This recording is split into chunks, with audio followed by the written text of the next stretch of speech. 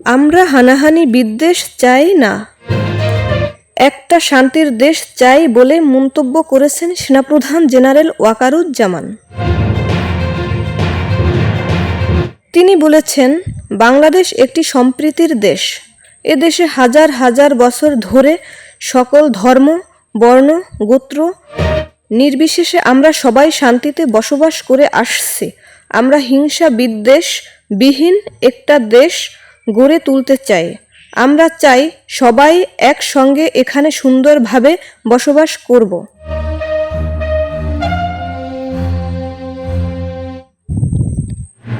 আজ রবিবার রাজধানীর আন্তর্জাতিক বৌদ্ধ বিহারে ভিত্তিপ্রস্তর উন্মোচন অনুষ্ঠান শেষে আয়োজিত সভায় তিনি এ কথা বলেন।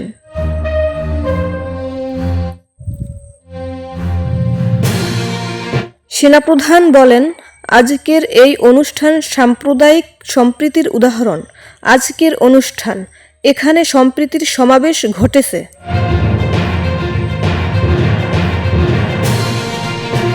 তিনি আরও বলেন, যৌবনের বড় সময় পার্বত্য চট্টগ্রামে কাটিয়েছি। বিভিন্ন মত থাকলেও একে অপরকে শ্রদ্ধার মনোভাব থাকতে হবে। এ সময় পার্বত্য চট্টগ্রামে শান্তি শৃঙ্খলা বজায় রাখতে সবাইকে ভূমিকা রাখার আহ্বান জানান তিনি বলেন, আমরা চাই পার্বত্য চট্টগ্রামে যেন শান্তি শৃঙ্খলা বজায় থাকে। সেখানে শান্তি বজায় রাখতে প্রয়োজনীয় সবই করবে সেনাবাহিনী।